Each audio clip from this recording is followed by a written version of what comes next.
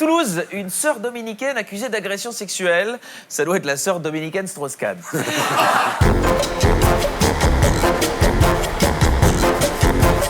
Et maintenant, c'est l'heure des infos de Viso.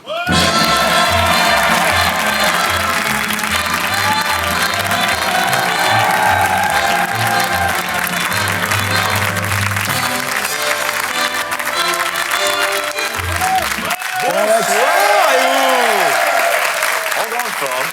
Attention, jingle.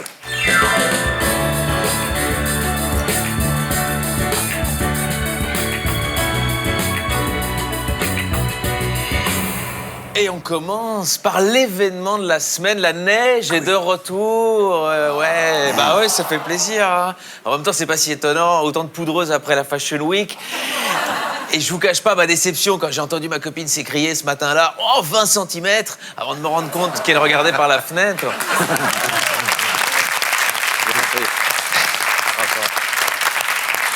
Allez, politique française. Castaner, cette semaine, ne reconnaît que 4 blessés graves à l'œil à la suite d'interventions policières. Que 4. Castaner, il a dû se tirer lui-même dans les yeux au flashball avant de faire le décompte.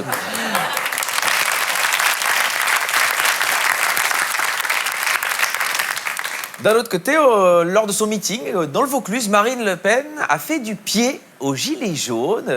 C'est normal, c'est sans doute un Oedipe mal réglé.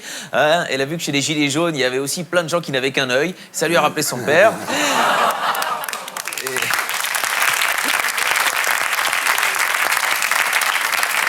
Et pendant ce temps-là, c'est le grand débat et l'opposition accuse Emmanuel Macron de faire campagne aux frais de l'État. Alors oui, mais c'est là qu'on en vient à regretter Nicolas Sarkozy, qui lui au moins avait la décence de faire campagne aux frais d'autres États. Salut les Libyens et merci pour tout.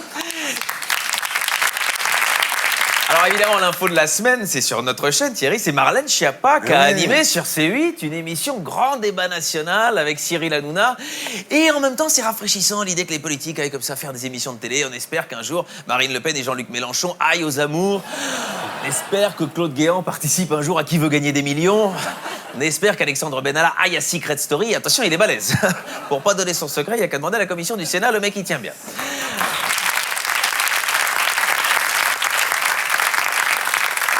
Cette histoire n'a pas fait rire tout le monde. Je ne sais pas si vous l'avez entendu. Christian Estrosi, il a quand même déclaré « Si le journal du Hard existait encore, peut-être que Madame Schiappa irait ». Et c'est là qu'on voit quand même que les politiques sont complètement déconnectés de la réalité des Français, puisque nous, on le sait, le journal du Hard existe encore, Thierry. Et on salue Sébastien Toen.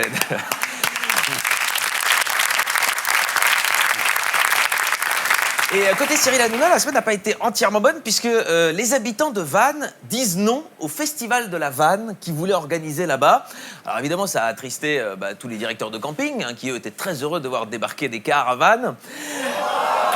Ben ouais, mais moi j'étais prêt. Moi je voulais y aller. Et voilà, c'est triste, c'est vrai. Il n'y aura pas de festival de la Vanne à Vannes. Et ça a beaucoup rassuré les habitantes de Châtes. Politique internationale, le Forum économique de Davos s'est ouvert sans Trump, sans Macron, sans Theresa May, ni les États-Unis, ni la France, ni la Grande-Bretagne. Pour vous donner une idée, c'est comme si le Forum international de la pédophilie s'ouvrait sans la Thaïlande, la Belgique et le Vatican.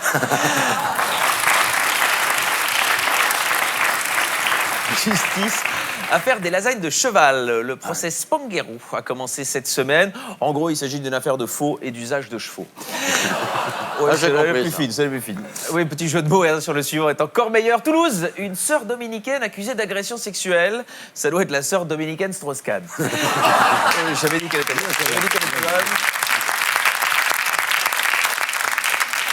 Santé.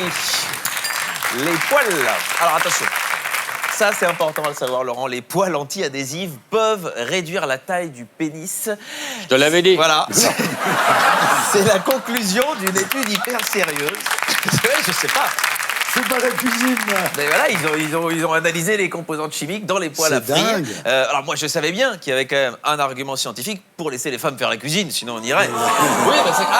Attention, dans le sens inverse, il y a une autre étude, toujours sur la santé. Se mettre du persil dans le vagin est une pratique dangereuse. Voilà. Oui, mais avoue que c'est joli. Oui, franchement, mais qui fait ça? À part Émeric Caron, qui fait ça? Des bouchères. Voilà, oui, je sais pas, mais déjà, quand tu dragues une femme et qu'elle a un bout de persil fil entre les dents, c'est gênant, mais de là à avoir toute la botte... Enfin, non, mais c'est gênant, c'est gênant.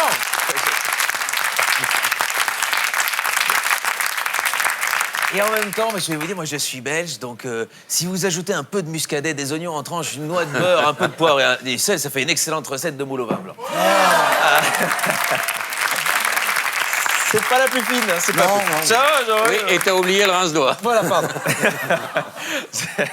C'est bien parce que je sais qu'il va toujours en mettre une moins fine que moi. Allez, les brèves. États-Unis.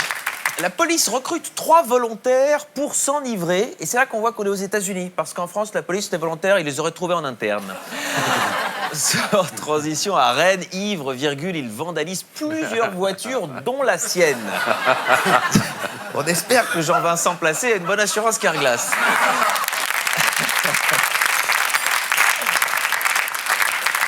La Bretagne, ça vous gagne. Hein. Lyon, il frappe sa femme endormie à coups de balai pour, dit-il, lui enlever les maux de tête. Alors ouais, ça c'est une technique qu'il a trouvée sur Doctissimo dans un commentaire laissé par Jonathan Daval, à mon avis. Et on espère que la prochaine fois, c'est elle qui utilisera la même technique pour soigner ses hémorroïdes à lui. Passons à la culture. C'est joli, hein. Ça c'est élégant le triangle. L'artiste de la semaine, il est finlandais, Jani Leinonen. Il est connu pour ses œuvres qui dénoncent le capitalisme en utilisant les marques et les icônes du capitalisme. Voilà, on va en voir une, comme ça vous avez une petite idée. Ah, c'est bien. Voilà, c'est très bien. C'est en fait un peu l'enfant terrible d'Andy Warhol et de Karl Marx. Ouais, pour ceux qui connaissent ni Andy Warhol ni Karl Marx, on peut dire que Leinonen est à la société de consommation, ce que Danny Briand est à la chanson à texte. Une parodie, sauf qu'il y en a un des deux qui Pas fait d'accord. exprès. Tu l'embrasses Réécoute pas. Suzette, tu C'est verras vrai qu'il y a que- il y a des bons mots. Et il a récemment fait parler de lui en créant la polémique en Israël au musée de Haïfa avec cette œuvre, Ah ouais. voilà, Mac Jesus. J'ai vu ça. Vous l'avez vu ça Et ça a choqué les catholiques parce qu'en fait c'est Jésus qui est peint en Ronald McDonald et le musée a finalement décidé de retirer l'œuvre. Mais moi je dois dire, je comprends pas trop les cathos puisque en multipliant les pains aussi vite et les poissons, Jésus c'est quand même un des pionniers de la restauration rapide. Eh oui, mais il y avait ça quand même.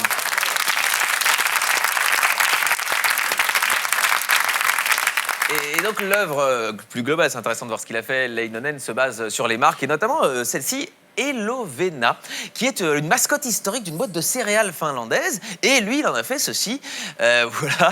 Ouais. Oui, alors laissez-moi vous dire que l'autre aurait moins fait le malin si ça avait été le tigre de Frosties. Mais oui, bah, il y a aussi des sculptures. Il y a aussi des sculptures. Regardez ici, voilà, c'est un pharaon, car sans doute. Vachement bien. Ouais. Et Ça, c'est beau. je pense qu'à l'époque, en Égypte, ils servaient des menus à Happy Meal.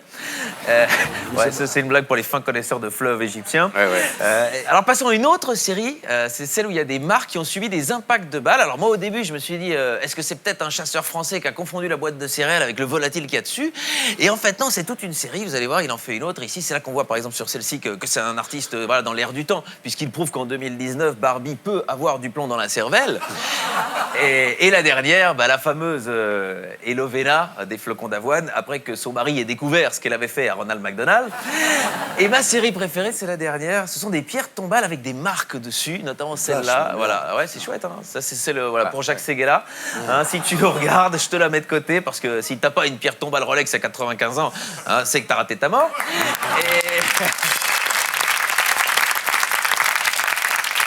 Une autre assez sympa, la pierre tombale Budweiser, Michel Houellebecq, je te la mets de côté, hein, ce serait con de rater une vraie mise en bière.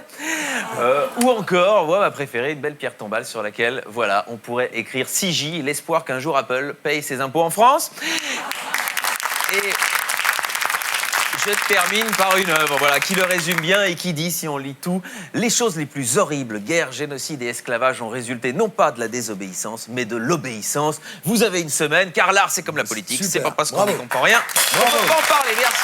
Merci, bravo, c'était avec Visual. Et pour être sûr de ne rien rater de Inarditube, abonnez-vous et mettez un pouce bleu.